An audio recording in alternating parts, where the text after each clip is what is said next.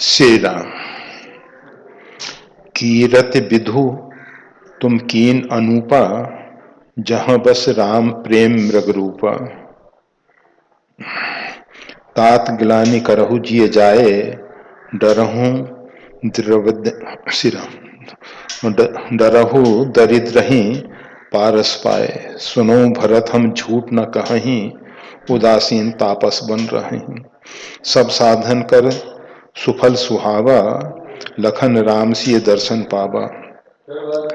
तेई फल कर फल दरस तुम्हारा, सहित पयाग सुभाग हमारा। भरत धन्य तुम जस जग जयऊ, कही अस प्रेम मगन मुनि भयऊ। सुनि मुनि बचन सभासद हर्षे, साधु सराहि सुमन सुर बरसे। धन्य धन्य धुनि गगन पयागा, सुन सुन भरत मगन अनुरागा। पुलक गात हिय राम सिय, सजल सरोरु नैन। कर प्रणाम मुनि मंडल ही, बोले गद गद बैन। सियावर राम जय जय राम, मेरे प्रभु राम जय जय राम। श्री राम जय राम जय जय राम। श्री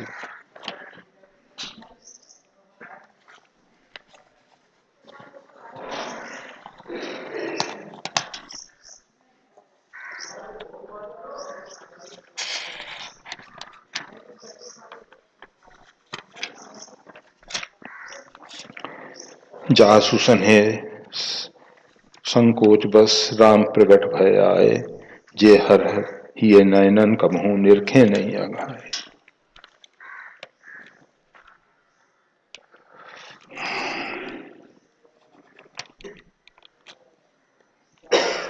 भरद्वाज जी महाराज दशरथ के विषय में कह रहे हैं कि महाराज दशरथ इतने उच्च कोटि के महापुरुष हुए कि उनके गुण समूह का वर्णन नहीं किया जा सकता है। उनके समान दूसरा कोई ऐसा व्यक्ति भी नजर नहीं आता है जो महाराज दशरथ के समान हो। तो एक मन में स्वाभाविक शंका होती है कि भाई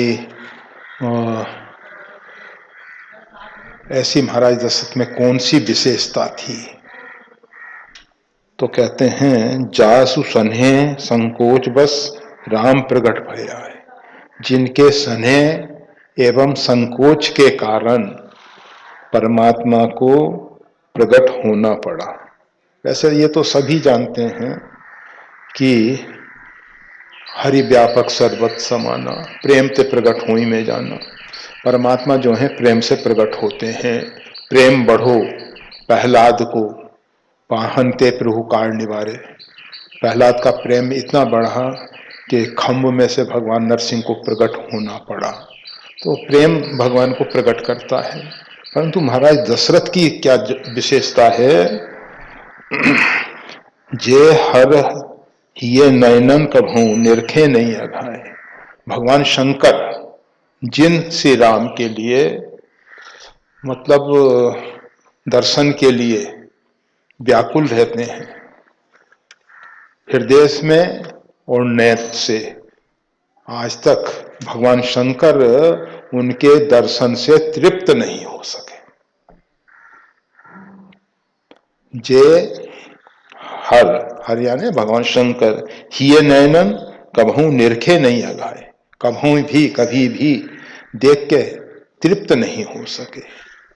और वह राम महाराज दशरथ के स्नेह के कारण उनके यहाँ पुत्र रूप में अवतरित होके 27 वर्ष तक अयोध्या में महाराज दशरथ को आनंद दिए। 1-2 वर्ष नहीं, 27 वर्ष। और ये शंकर जी भगवान की बाल लीला देखने के लिए वेश बदल के वहां पहुंचते हैं और भिन्न भिन्न लीलाओं में ध्यान में उनके साथ जुड़ जाते हैं। वो आता है ना,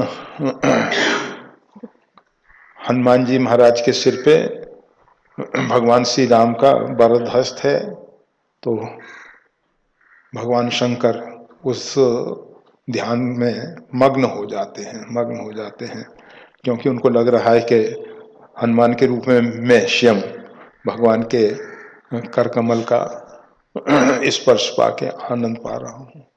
तो इस प्रकार से शंकर जी जो हैं वो भी यदा कदा ध्यान के द्वारा और नेत्रों से भगवान की लीलाओं को देख के तृप्त नहीं हो सके। ये तो दोनों ही बातें हैं। तृप्त तो महाराज दशरथ भी नहीं हो सके, परंतु तुलनात्मक दृष्टिकोण से देखा जाए तो महाराज दशरथ को बहुत लंबे समय तक इस पृथ्वी पे, इतने लंबे समय तक भगवान श्री राम ने उनको सानिध्य का लाभ दिया और सभी लीलाओं में महाराज दशरथ मतलब बाल लीलाओं में भोजन करत चपल चित इत उद अवसर पाए, भाग चले किलकत मुख दधि ओदन लपटाए, उनकी गोद में बैठते हैं धूसर धूर भरे तन आए, भूपति बिहस गोद बैठाए। तो इस प्रकार से महाराज दशरथ को जो लाभ मिला है वो दूसरा व्यक्ति कोई ऐसा नजर नहीं आता जो परिपूर्णतम ब्रह्म के लिए।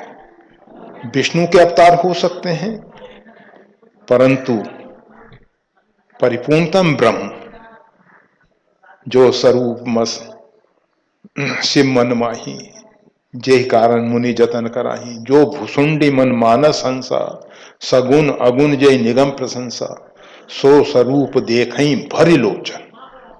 वो स्वरूप जिसके विषय में कोई कहता है वो निर्गुण है, कोई कहता है सगुण है, अगुण अखंड अनंत अनादि जही चितई परमार्थवादी, वो निर्गुण है, वो अखंड है, वो अनादि है, वेद उसको नेत नेत कही वेद निरूपा, वो ब्रह्म परिपूर्णतम ब्रह्म उनके यहाँ पुत्र रूप में आए।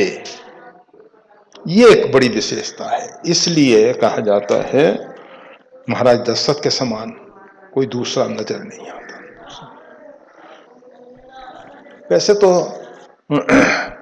भगवान के हरि अनंत, हरि कथा अनंत, भगवान के अनंत अवतार हुए, रोज होते हैं भगवान के अवतार। इस भूमंडल पे ऐसे असंख्य भक्त हैं, ऐसे असंख्य भक्त हैं। भले ही वो पूरे विश्व के हिसाब से देखें तो अल्पसंख्यक हैं, बहुत गिने चुने मिलेंगे, परंतु हैं, ऐसा नहीं कि नहीं है। और उनके लिए भगवान को आना ही पड़ता है, आना ही पड़ता है, प्रकट होना पड़ता है। अब आप और कलयुग में तो बहुत ज्यादा, नरसिंह मेहता के लिए थोड़े थोड़े दिन में कोई ना कोई ऐसी घटना बनती है कि भगवान को आना पड़ता है। ऐसे कितने भक्त हुए हैं जिसके लिए परमात्मा को अनेक बार आना पड़ता है, परंतु महाराज दशरथ एक ऐसे महापुरुष हुए जिनके लिए भगवान 27 वर्ष तक उनको सानिध्य का लाभ दिए, सानिध्य का लाभ दिए, जो दूसरों के लिए कठिन है, दूसरों के लिए कठिन है।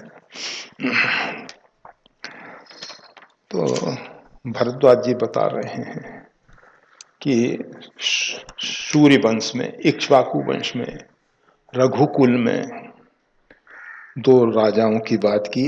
एक तो भागीरथ जिन्होंने सभी को कल्याण देने वाली, अथवा यूं कहें कि साक्षात ब्रह्म स्वरूपनी गंगा जो है भूमंडल पे हम सबके लिए सुलभ करती।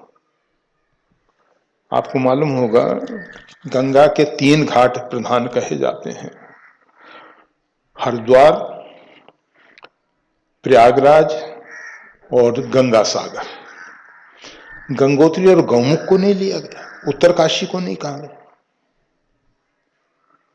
ये तो सुनिश्चित है कि जैसे जैसे हम ऊपर बढ़ेंगे तो जल गंगा का ज्यादा निर्मल होना चाहिए, क्योंकि जितने इसमें नदी नाले या बाहर का पानी आके मिलेगा तो गंगा जल में जो भी मिलेंगे, भले ही गंगा हो जाते हैं अच्छी बात है, परंतु कुछ ना कुछ तो अंतर आएगा ही। जो भगवान नारायण के पैरों से, इस मतलब नख से स्पर्श करके गंगा का प्राकट्य हुआ और ब्रह्मा जी के जो कमंडल में आई, वो कमंडलों की जो गंगा है वो कितनी अधिक निर्मल होगी। वही गंगा जब शंकर जी की जटा में आई, अंतर पड़ गया। जटा में कुछ ना कुछ तो भगवान, वैसे भगवान शिव हैं, वो साक्षात कल्याण स्वरूप हैं, फिर भी कुछ ना कुछ अंतर पड़ेगा। और जटा के बाद भूमि पे, और उसमें से फिर असंख्य धाराएं निकली, तो नीचे आने पे कुछ ना कुछ अंतर, जो गौमुख की गंगा है और जो गंगोत्री की गंगा है, क्योंकि गौमुख से गंगोत्री के बीच में कोई गांव नहीं है, अच्छी बात है।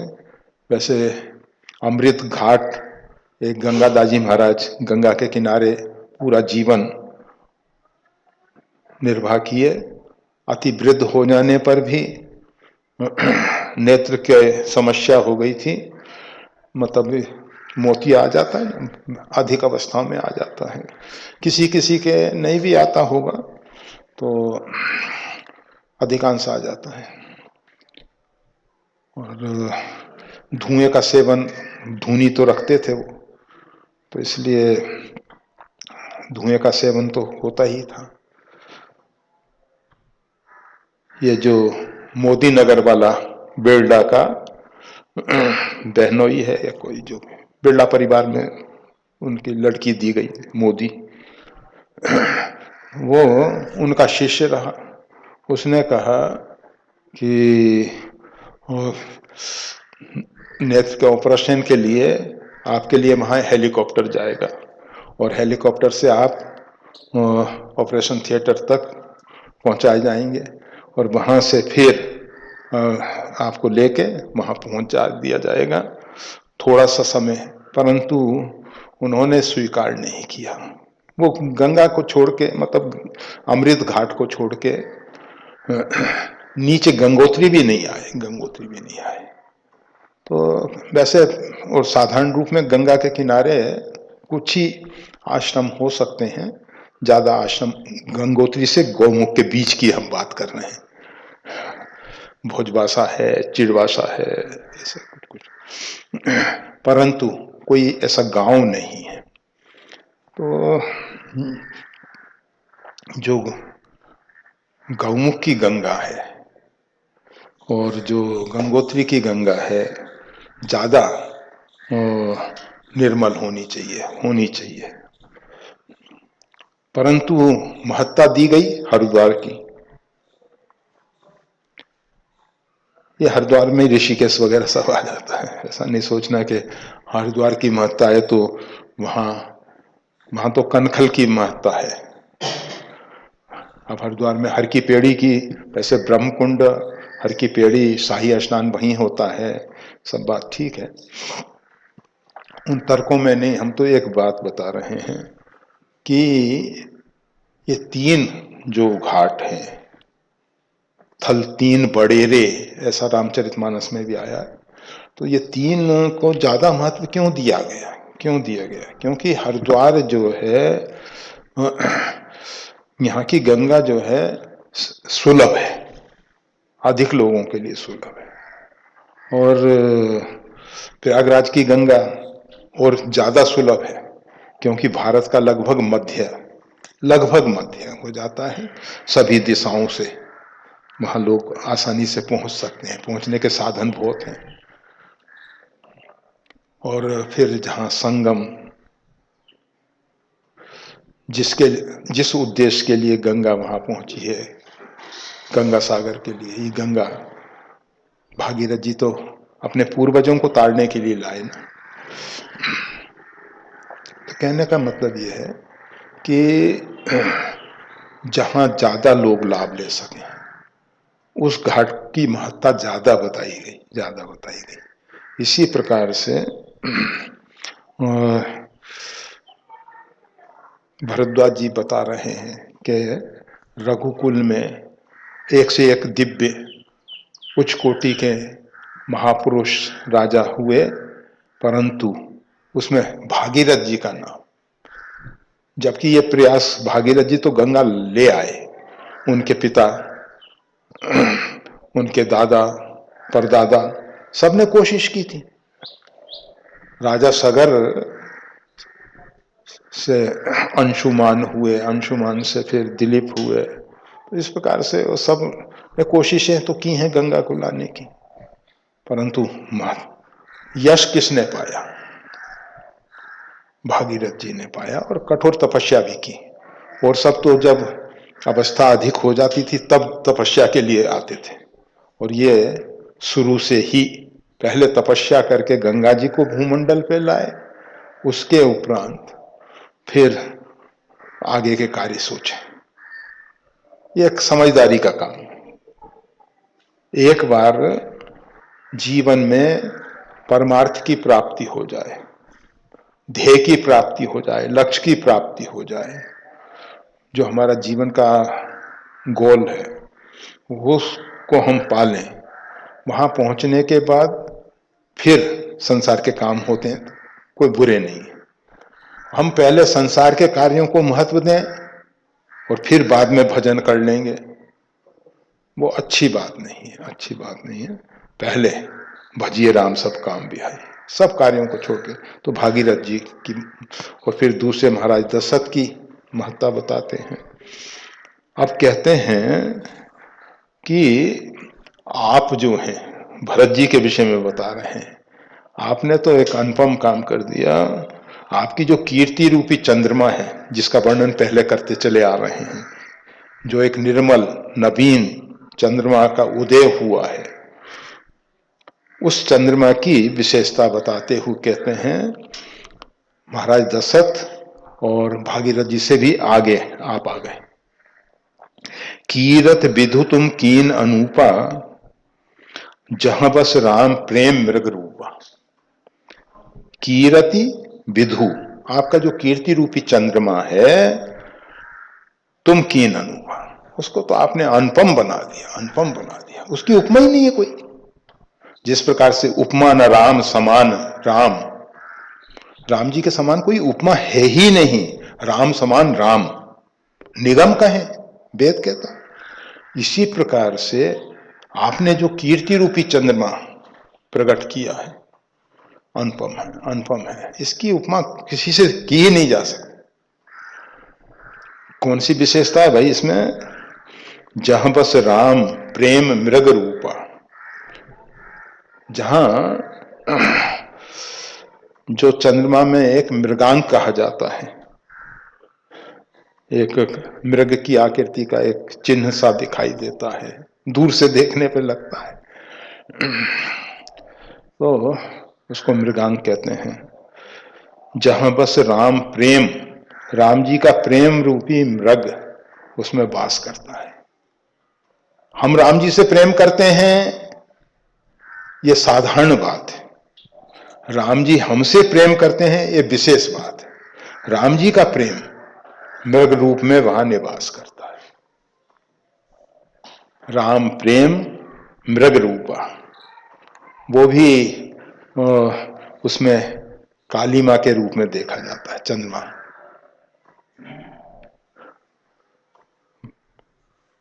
वैसे तो सब अपने अपने ढंग से उसमें श्यामता देख लेते हैं। चंद्रमा में जो काले चिन्ह हैं, धब्बे हैं, दाग, दाग कहना जरा अनुचित हो जाता है।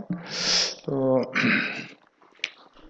हनुमान जी भगवान पूछने लगे, बताओ इसमें चंद्रमा में ये मेचकताई, ये श्यामलता का आभास क्यों हो रहा है, कैसे हो रहा है?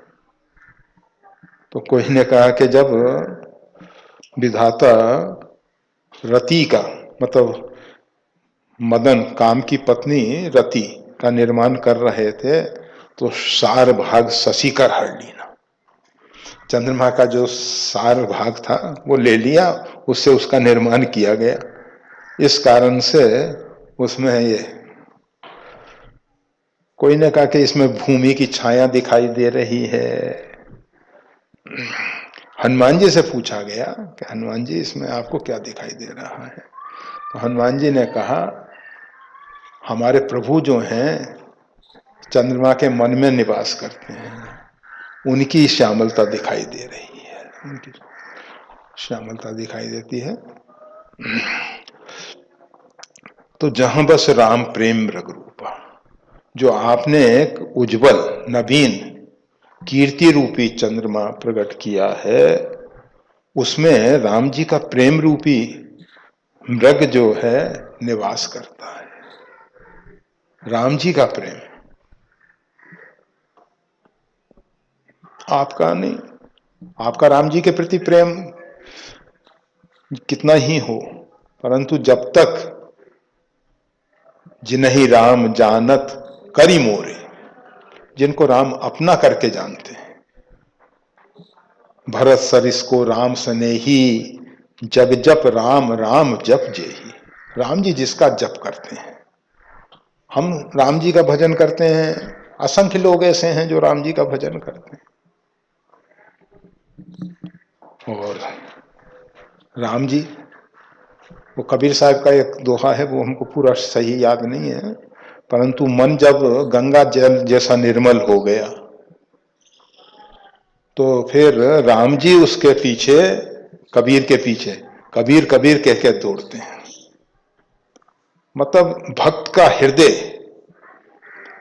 गंगा जल जैसा निर्मल हो जाए, अर्थात जब गंगा जल पूरा निर्मल होता है ना, तो 50-100 फीट तक गहराई में पत्थर दिखाई दे जाते हैं आपको। इतना निर्मल होता है, इतना निर्मल होता है, इतना आपका हृदय पारदर्शी हो जाए, साफ स्वच्छ हो जाए।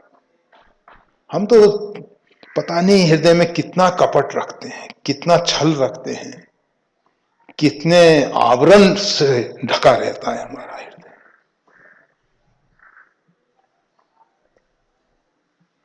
जैसे मन निर्मल भया, जैसे गंगा नीर, हमें दोहा पूरा याद नहीं है पर उसका भाव बता, गंगा जल जैसा निर्मल हो जाए, अर्थात जिसका सुमरन करने से दूसरा पवित्र हो जाए। ऐसे भक्तों का हृदय, जिनका स्मरण करने मात्र से दूसरे पवित्र हो जाते हैं,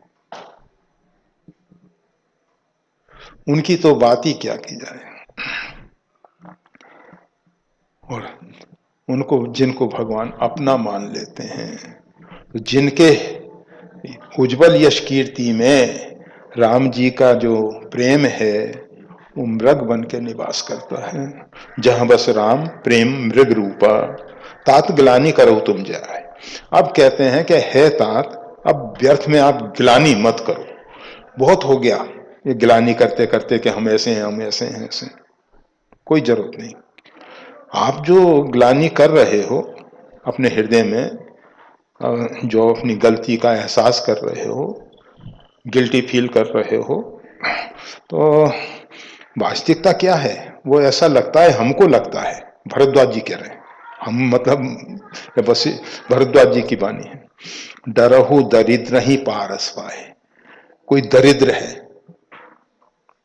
या कोई व्यक्ति को पारसमणि मिल गई और फिर भी वो दरिद्रता से डर रहा है। अरे भाई, जिसके पास पारसमणि आ गई तो उसको फिर दरिद्रता का भय क्यों। इसी प्रकार से आपको तो राम जी का प्रेम मिल गया है पारस रूपी, अब आप क्यों व्यर्थ में ग्लानि कर रहे हो। पारस है तो जितनी भी कुधात है, पारस परस कुधात सुहाई, पारस का स्पर्श करके स्वर्ण बन जाती है। जो कुधात हैं, लोहा इत्यादि, वो सब स्वर्ण बन जाते हैं। वो एक घटना कही जाती है, घटना कही जाती है कि एक व्यक्ति ट्रेन से यात्रा कर रहा था और एक जगह ट्रेन, पता नहीं आगे सिग्नल नहीं था या क्या कारण है, रास्ते में रुक गई जंगल में। और वहां जंगल में एक व्यक्ति गाड़ी में विंडो से देख रहा था, एक सांप और एक बिच्छू। बिच्छू बहुत बड़ा बिच्छू था।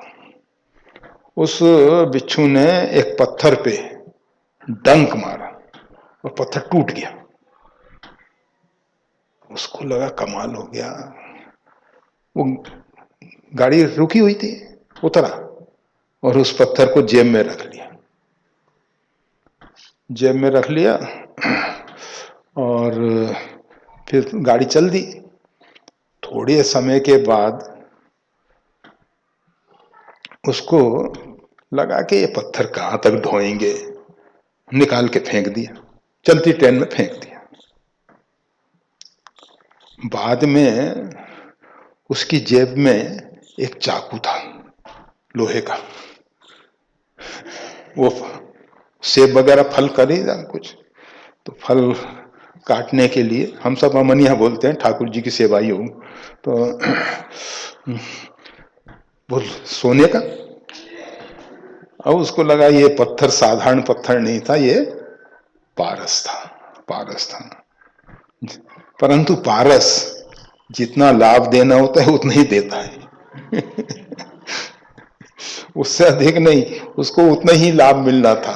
चाकू सोने का। अगर उसके दिमाग में ये विचार नहीं आता कि इस पत्थर को क्यों वजन ढोना है, फेंक दिया, नहीं तो ले जाता, दिखाने के लिए ले जाता। और जब चाकू तो हो ही चुका था, तो फिर तो, परंतु वो कहा जाता है, एक बार भगवान से नारद जी ने कहा कि भगवान, ये व्यक्ति जो है बेचारा रोज मेहनत मजदूरी कर करके, पसीना बहा बहा के अर्थोपार्जन करता है, आप इसको कुछ विशेष धन दे दें जिससे कि ये इसकी दरिद्रता दूर हो जाए, इसकी दरिद्रता दूर हो जाए।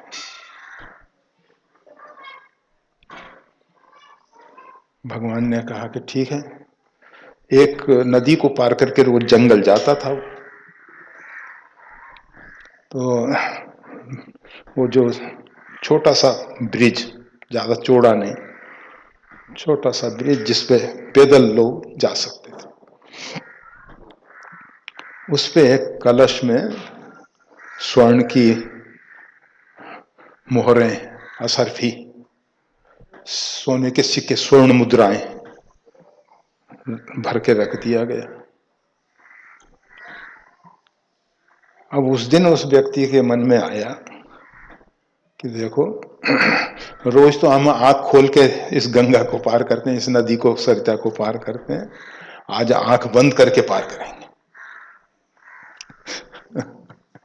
आंख बंद करके चलते पहुंच गया।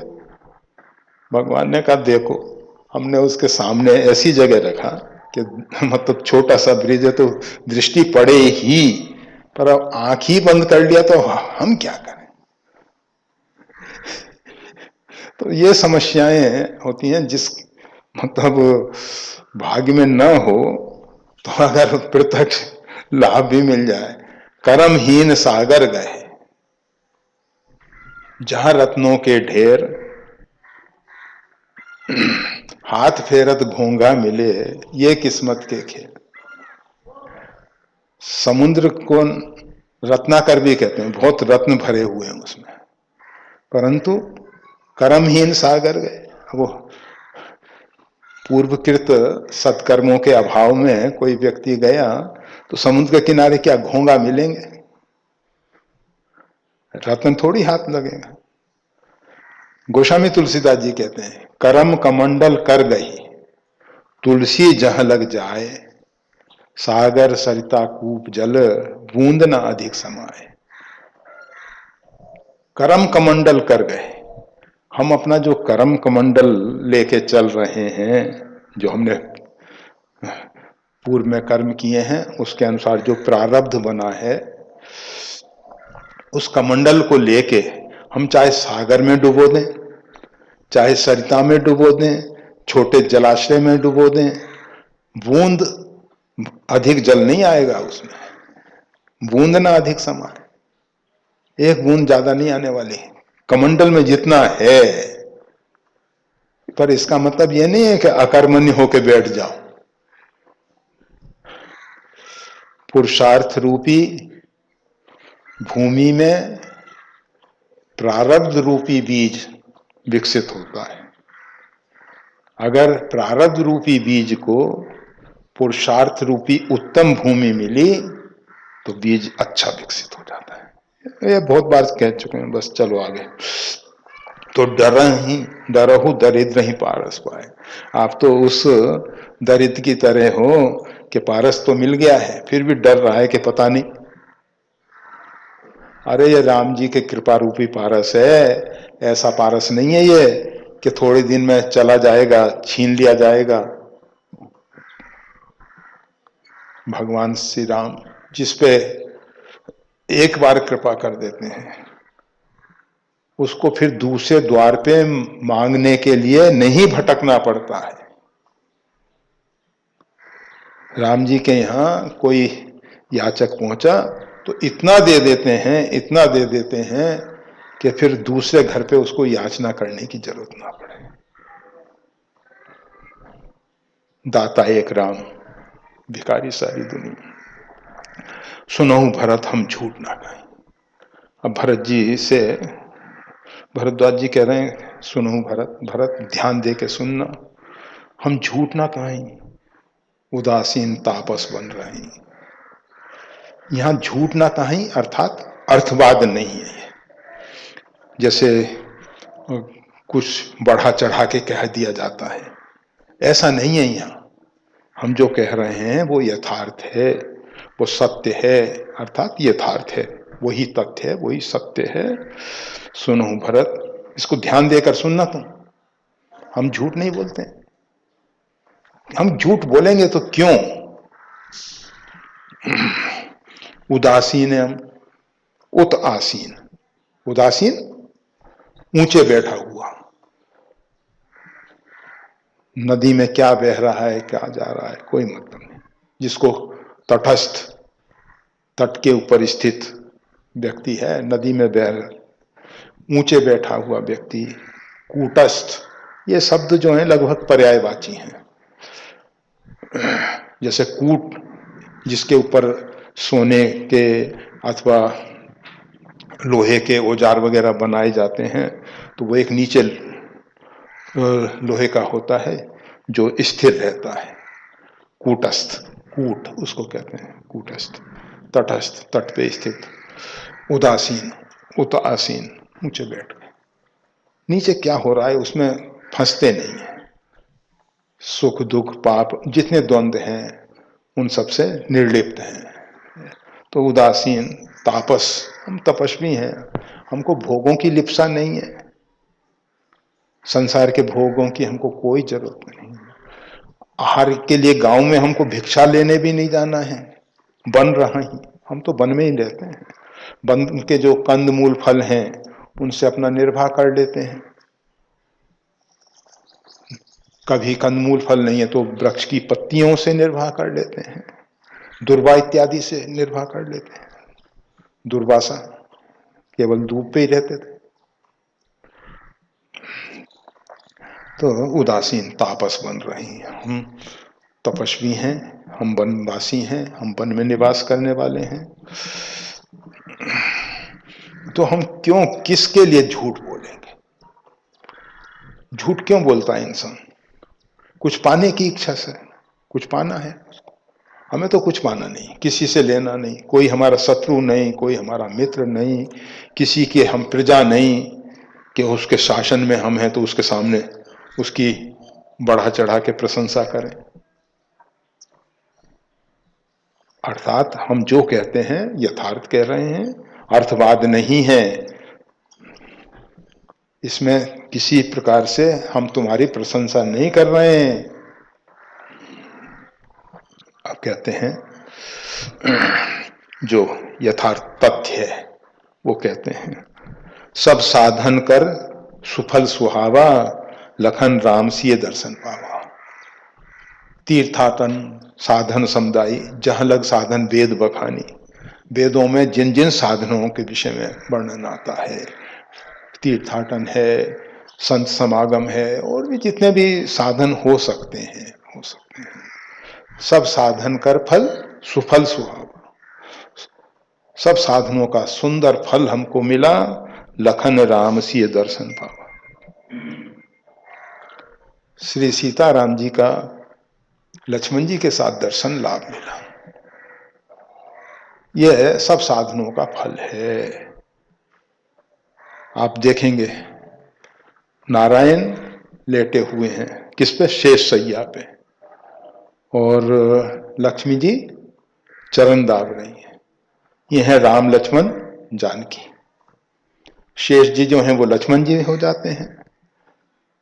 भगवान नारायण शेष की सैया पे विराजमान है, काल के ऊपर उनका शयन होता है। भगवान काल, हमारे को नींद नहीं आएगी सांप के ऊपर लेट जाएं, सांप हमारे कमर के नीचे हो और मालूम पड़ जाए, नींद आएगी क्या? नहीं आएगी। और वो नारायण उस पे सोते हैं। तो काल स्वरूप लक्ष्मण जी और लक्ष्मी जी सीता जी और नारायण जो हैं, इसीलिए मंदिरों में राम लक्ष्मण जानकी की मूर्ति होती है। हमारे यहाँ तो परिपूर्णतम ब्रह्म और उनकी आदि शक्ति, जो मनु शत्रुपा के लिए भगवान प्रकट हुए, नील सरोवर नीलमणि नील निर्दर श्याम लाजही तन शोभा निरख कोटि कोट सतकाम, उनके साथ आदि शक्ति जय जग उपजाया सोई अवतरी। तो ये दोनों का हम सब कनक भवन बिहारी बिहारनी जू सरकार बैठे हुए सरकार, परिपूर्णतम ब्रह्म और उनकी शक्ति आदि शक्ति जगदम्बा पराम्बा, अपने अपने भाव हैं। तो लखन राम सी दर्शन पावा, सब साधन कर फल। ऐसा जब सनकादिक आए हैं, पृथु महाराज के सामने भगवान प्रकट हुए। महाराज पृथु के लिए श्रीमद् भागवत में आता है, भगवान प्रकट हुए, उसके बाद सनकादिक आए। तो महाराज पृथु इसी प्रकार से कहते हैं, मैं सोच रहा था कि भगवान का दर्शन मिला, जितने भी साधन हो सकते हैं उनका फल भगवान का दर्शन है, और आज आप सबका दर्शन हुआ तो मेरे को लग रहा है कि भगवान के दर्शन का फल मिल गया, दर्शन का भी फल मिल गया, संत समागम। यस, तो वही कहते हैं, सब साधन कर फल सुफल सुहावा, लखन राम से दर्शन पावा, तेई फल कर फल दरस तुम्हारा। उस फल का, कौन सा? जो सब साधनों का फल है, राम लक्ष्मण जानकी का दर्शन, उस तेई फल कर फल दरस तुम्हारा, उसका भी जो फल है वो आपका दर्शन लाभ मिल रहा है। यह है भरत जी जैसे संतों के दर्शन का लाभ। इसीलिए गोस्वामी तुलसीदास जी कहते हैं, नयनन संत दरस नहीं देखा, लोचन मोर पंख कर देखा। जिन नेत्रों से संतों का दर्शन नहीं हुआ, भगवान के दर्शन की महत्ता नहीं बताते, संत दर्शन, क्योंकि नेत्र का फल यही है, संतों का दर्शन। राम लक्ष्मण जानकी के दर्शन का भी फल संत दर्शन है ना।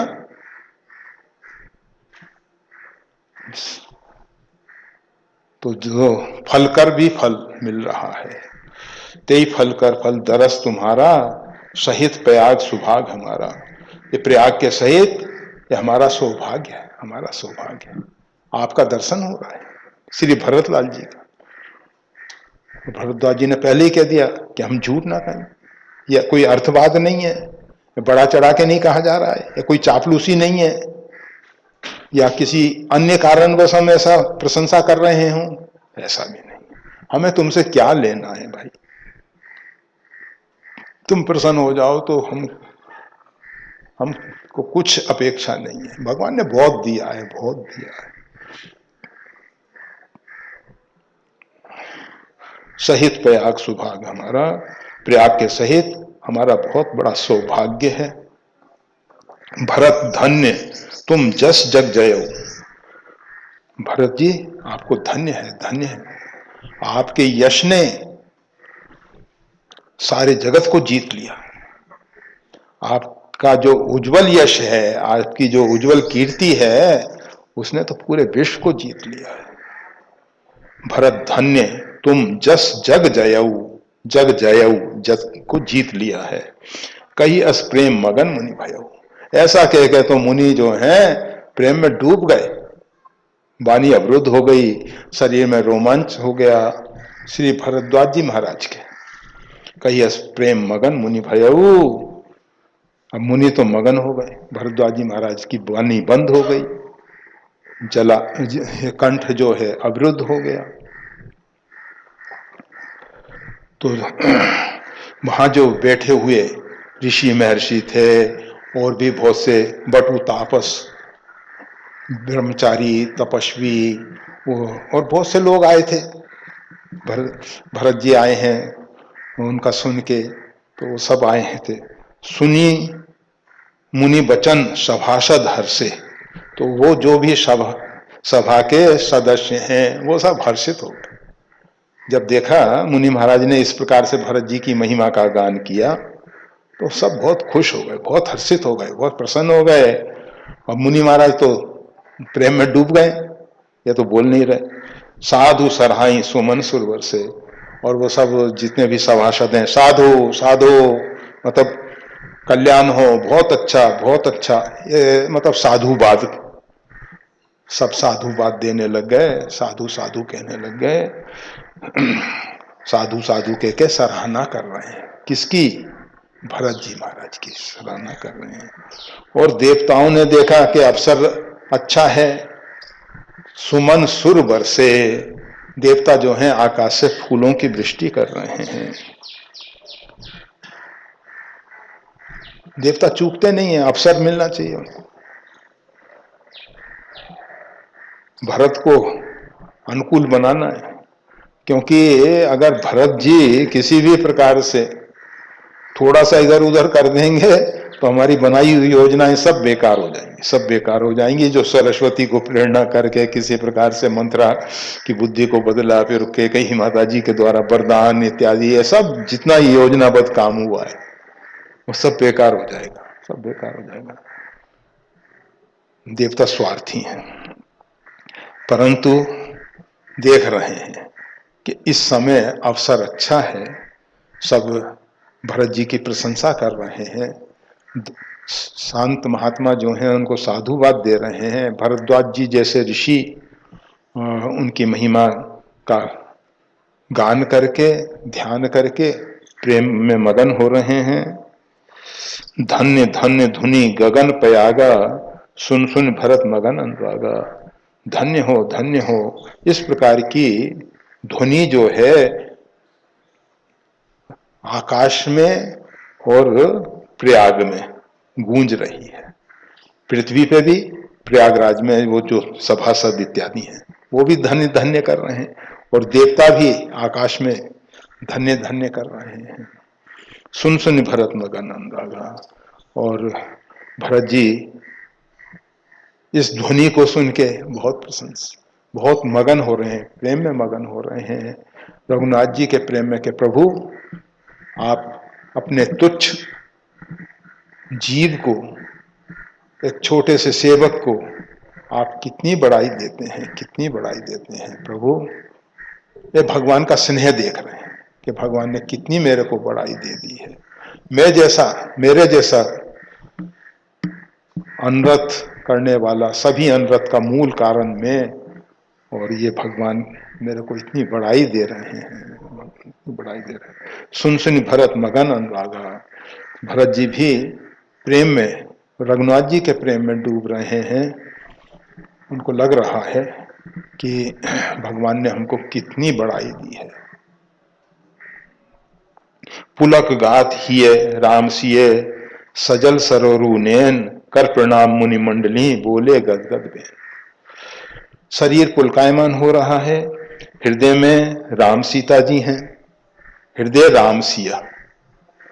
हृदय में राम सीता जी हैं। सजल सरोरु नैन, और नेत्रों में जल भरा हुआ है, जो कमल नेत्र हैं। सरोरुहु यानी कमल, सर से उत्पन्न होने वाला कमल, नयन कमल में जल भर रहा है। ये भरत जी की स्थिति बता रहे हैं। शरीर पुलकायमान हो रहा है, रोमांच हो गया है, और हृदय में श्री राम सीता हैं, राम सिया, हृदय में राम सीता जी हैं। सजल सरोरु नैन, ऐसी स्थिति में कर प्रणाम मुनि मंडली ही बोले गदगद में। संपूर्ण मुनि मंडली का अभिवादन करके, प्रणाम करके, प्रकृष्ट करके, नमन प्रणाम, झुकने की जो अवधि है, हम कितना झुक सकते हैं, उसको कहते हैं प्रणाम। तो इस प्रकार से अब वो क्या वचन बोलते हैं वो अभी खोला जाता है, घबराओ नहीं, रखेंगे नहीं अभी, ऐसा नहीं सोचना कि हो गया।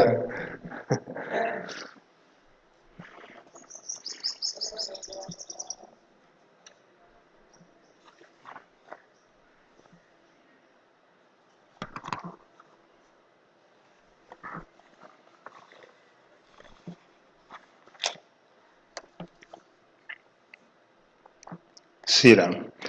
मुनि समाज और तीरथ राजू, साचों शपथ अघाई अकाजू। ये भरत जी ने प्रभाषण शुरू किया है, भरत जी के उद्गार हैं, हृदय के निकले हुए शब्द हैं। मुनि समाज और तीरथ राजू, ये सब मुनियों का समाज है, संत महापुरुषों का समाज है। और ये क्षेत्र कौन सा है? तीर्थराज प्रयाग, तीर्थों के राजा प्रयाग, तीर्थराज का पवित्र क्षेत्र। साचेऊ शपथ अघाई अकाजू, यहां अगर सच्ची शपथ लें तो वो भी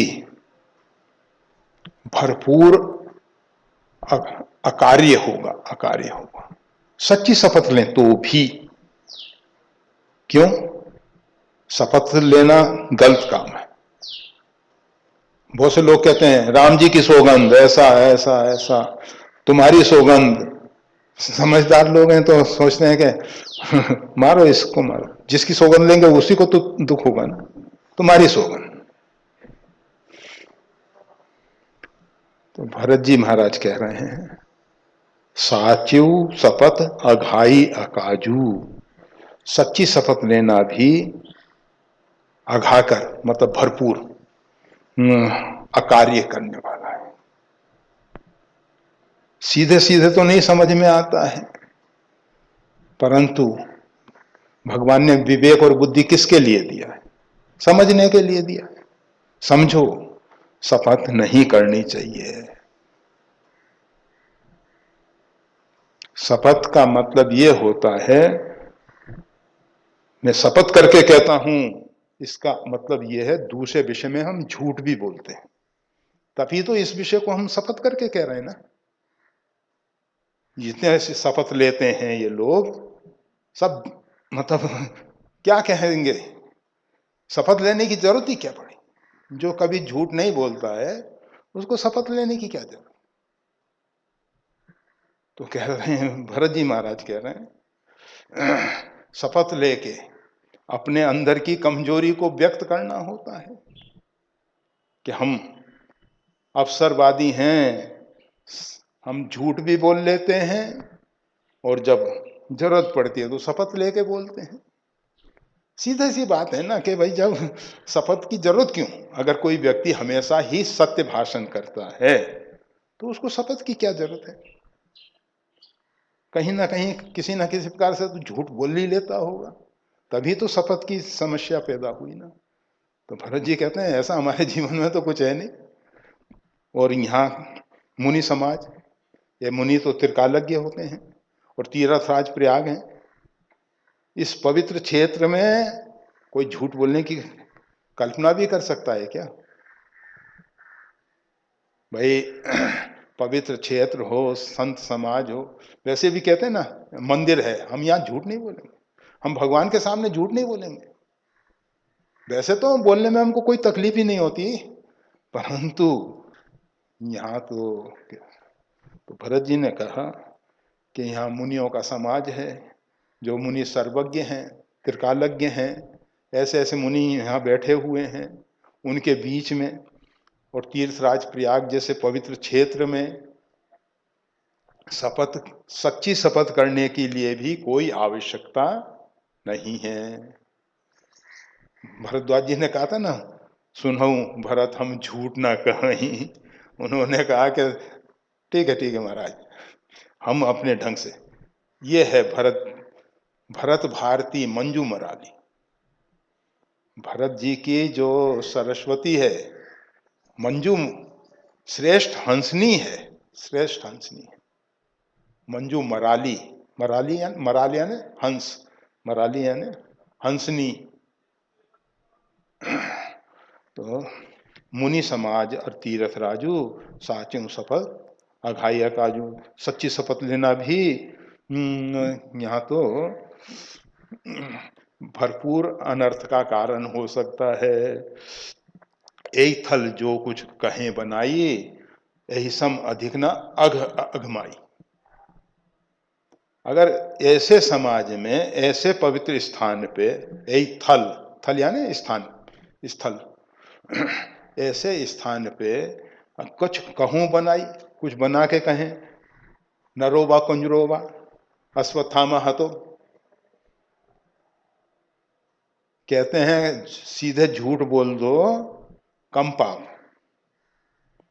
परंतु इस प्रकार से बना के जिसमें दोनों प्रकार का अर्थ छिपा हो, मतलब सुनने वाले को कुछ समझ में आए और हम अपनी तरफ से सही कह रहे हैं। मारा तो गया अश्वत्थामा, अश्वत्थामा हतो, मारा गया, परंतु कौन था वो? नर था या कुंजर, हाथी था या व्यक्ति था? नरोवा कुंजरोवा। तो कहते हैं यही थल जो कुछ कहूं बनाई। अगर ऐसे स्थान पे मैं कुछ बनावटीपन से कहूंगा, अर्थात दंभ प्रदर्शित करूंगा, यही सम अधिक न अघमाई, तो इससे बड़ा पाप और क्या हो सकता है? इससे बड़ा पाप क्या हो सकता है? झूठ बोलना पाप है, और इससे बड़ा पाप बना के कहना, उससे बड़ा पाप है। क्योंकि झूठ में तो सीधे समझ में आ जाता है कि झूठ बोल रहा है, परंतु इसमें तो हम उसकी बुद्धि को भ्रमित करके, उसको लगे, द्रोणाचार्य को लगे कि ये सत्य है, और हमने अपनी बात कह भी दी कि अश्वत्थामा हाथी मारा गया है, तुम्हारा बेटा थोड़ी मारा गया है, और उनको लगे कि हमारा बेटा मर गया। हुआ यही। और इसीलिए युधिष्ठिर को फिर सशरीर जब स्वर्गारोहण पे पहुंचे, पहुंचने के बाद उनको इंद्र आए लेने के लिए, धर्मराज इंद्र, और उनको ले गए, नरक में से ले गए, नरक में से ले गए, और नरक की भयंकर आवाजें, भयंकर पीड़ा देख के युधिष्ठिर परेशान हो गए, बहुत परेशान हो गए। पूछा कि ये मेरे को कहाँ लिया है? स्वर्ग की बात सुननी थी, मैं तो स्वर्गारोहण से स्वर्ग में जाने के लिए आया था। कहा महाराज, आपने जो अश्वत्थामा हतो नरोबा कुंजरोबा असत्य भाषण किया था, और असत्य से भी भयंकर यही सम अधिक न अघमाई, इससे बड़ा पाप कुछ नहीं हो सकता। ऐसा पाप किया है, उसके लिए आपको नरक में से ले जाया जा रहा है। रुकोगे नहीं, आप यहां ठहरोगे नहीं। बस आप भोग लिए नरक यातना, और आपको जो पीड़ा हो गई, ठीक है, फिर आगे फिर बता भी दिया कि जिस प्रकार से आपने कपट पूर्वक सत्य भाषण किया था, कपट था वो, सत्य नहीं था, पूर्ण कपट पूर्वक था, तो इसी प्रकार कपट पूर्वक आपको नरक में से ले जाएगा। ये नरक थोड़ी है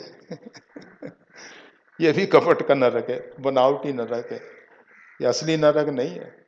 असली नरक तो ना देखो वही अच्छा है। हॉस्पिटल असली नरक, किसी का पैर कटा हुआ है, किसी का ये, हाय हाय चिल्ला रहे हैं, क्या नहीं लगता नरक है असली? तो यही थल जो कुछ कहूं बनाई, यही सम अधिक न अगत माई। अगर इस स्थान विशेष पे मैं कुछ भी बना करके कहूंगा तो इससे अधिक कोई बड़ा पाप नहीं हो सकता है। तुम सर्वज्ञ कहूं सतिभाव, आप तो सब सर्वज्ञ हैं, मैं स्वाभाविक सत्य कहता हूं, स्वभाव से ही मेरा सत्य बोलने का स्वभाव है।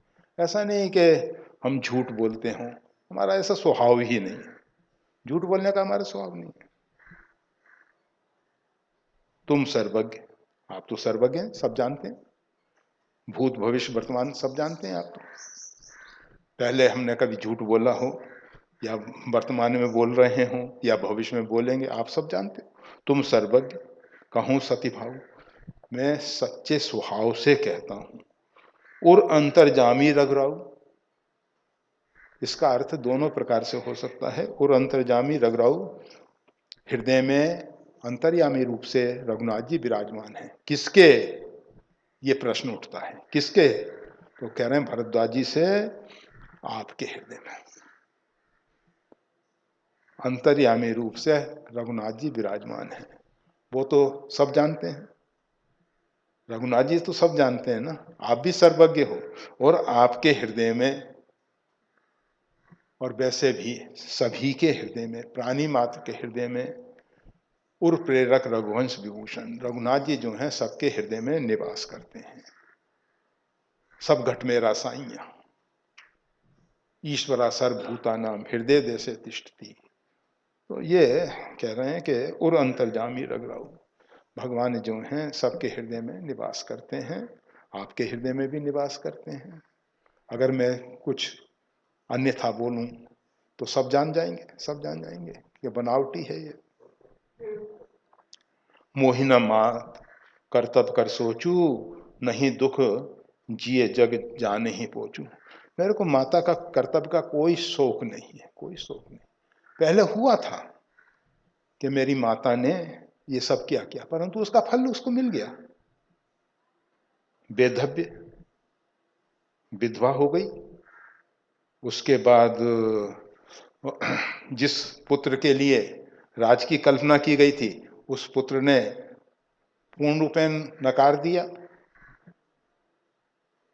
तो उसको तो फल मिल गया। सब जगह उसकी निंदा होती है, सब जगह। तो उनके विषय में सोच क्या करना है? जैसा किया जस कर्तव्यम तस भर्तव्यम, जैसा किया उसका फल पा गए। नहीं दुख जिए जग जाने ही पहुंचू। और मेरे को जगत में कोई मेरे को अत्यंत पोचा समझेगा, निम्न स्तर का समझेगा, इसके विषय में भी मेरे को कोई शौक नहीं। नहीं दुख जिए जग जान ही पूछू, मेरे को हृदय में इसका कोई दुख नहीं है। मैं जानता हूं परमात्मा श्री राम, भगवान श्री कृष्ण और भी जितने भी सब हैं, उनकी भी लोगों ने निंदा की। जैन समाज तो कहता है कृष्ण अभी नरक में पड़े। इतनी अक्षोहिणी सेना को लेके मरवा दिया, एक बार नहीं 23 अक्षोहिणी सेना को जरासंध लेके आया, और 17 बार, एक दो बार नहीं। महाभारत, अरे अर्जुन तो कह रहा था हम सन्यासी हो जाते हैं, भिक्षा का अन्न मांग के खा लेंगे, परंतु कहा नहीं, युद्ध कर। कितनों को मरवा दिया। और जो इतनी नारियों के साथ रासलीला रचते हैं, जो इतनी रानियों को रनवास में रखते हैं, नरक नहीं जाएंगे तो क्या होगा? जैन मुनि है ना, कहेंगे ही ऐसा, कहें नरक में पड़े। परंतु इतने से संतोष नहीं हुआ उनको। उन्होंने कहा व्यक्ति तो ये जोरदार है, इसके पीछे इतना बड़ा वर्ग जुड़ा हुआ है, कहा कि इसका भी कल्याण करेंगे हम सब जब आगे सृष्टि का विस्तार होगा। अभी इस सृष्टि के तो 24 तीर्थंकर पूरे हो गए, अब आगे 25वां तीर्थंकर हो नहीं सकता है।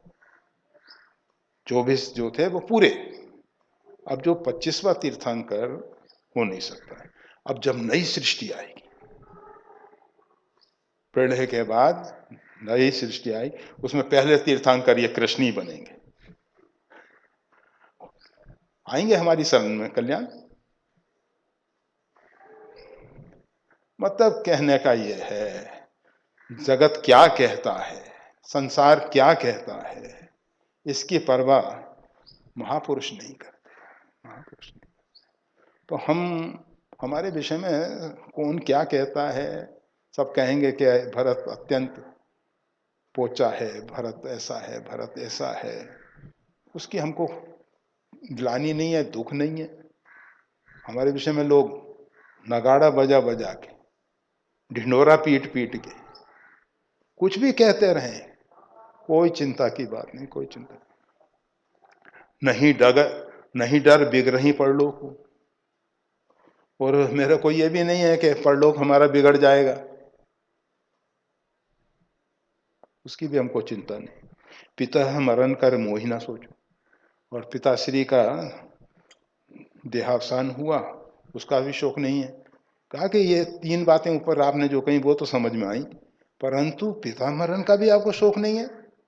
तो स्पष्ट कर देते हैं, सुकित सुजस भरे भुवन सुहाए, लक्ष्मण राम सरिस पाए। उनके सुयश और सुकृत पूरे भुवनों में शोभायमान हो रहे हैं। सुहाए यानी शोभायमान हो रहे हैं।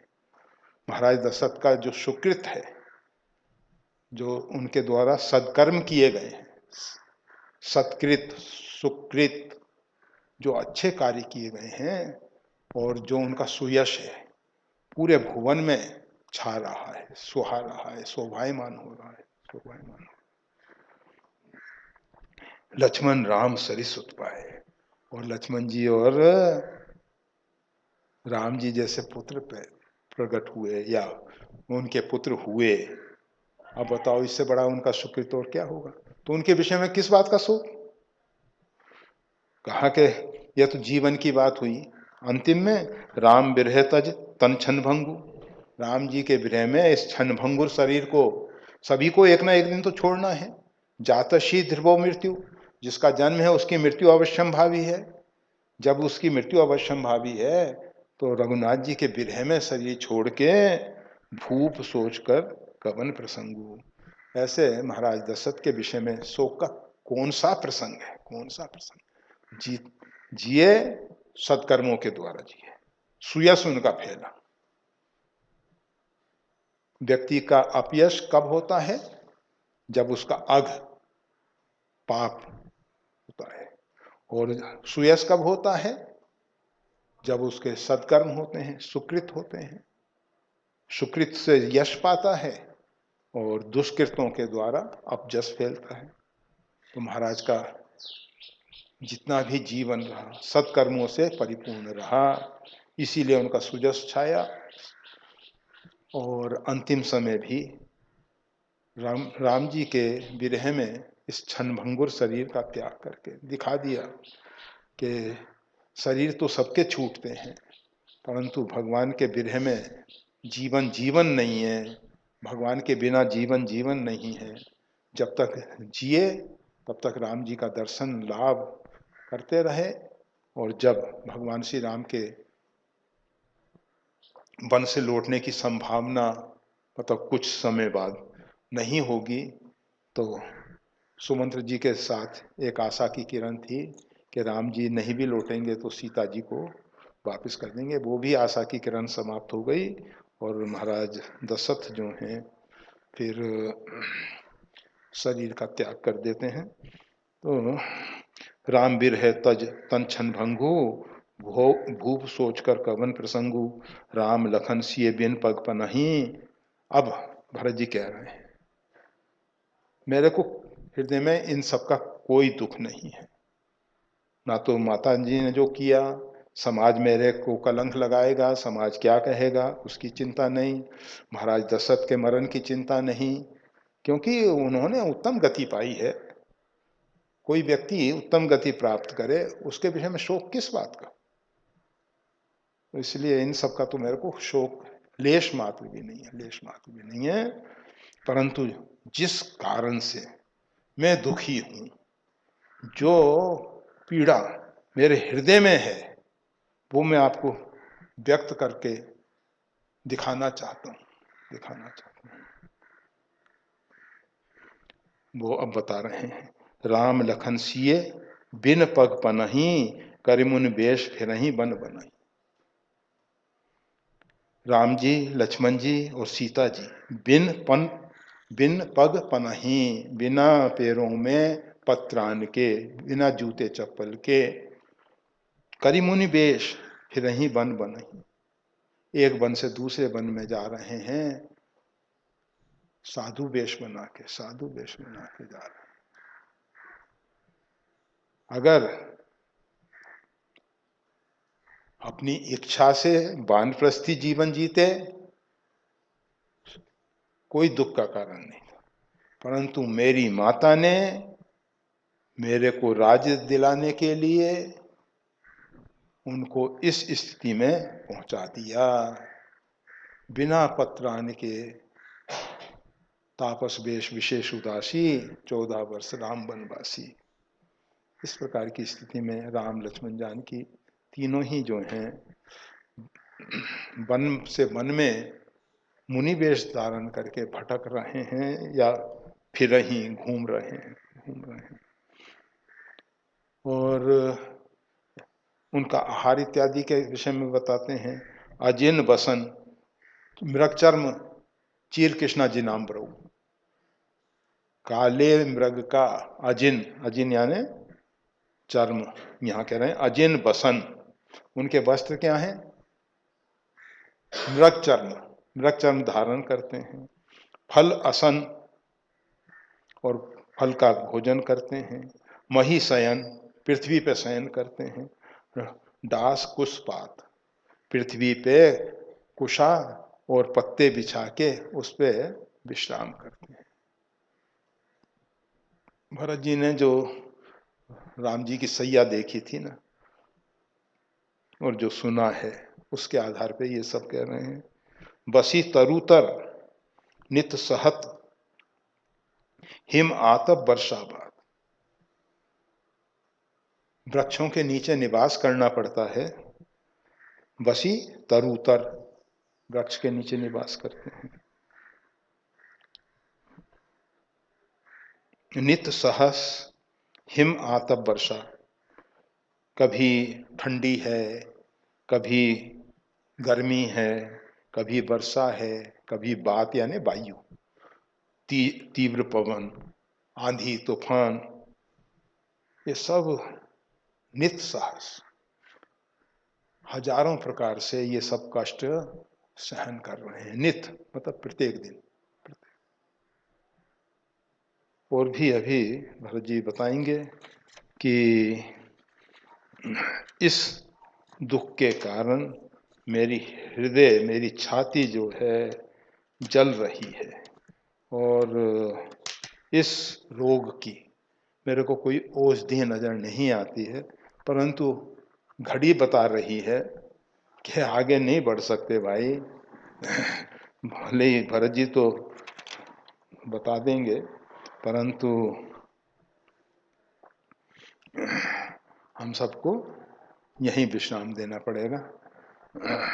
भरत जी धन्य हैं, और उनका जो ये प्रभाषण है बहुत गंभीर है, विचारणीय है, बहुत अच्छा है, बहुत अच्छा है। और हम जैसे जड़ जीवों को परमात्मा के विषय में प्रेम का संदेश दे रहा है, संदेश दे रहा है। जय श्री राम।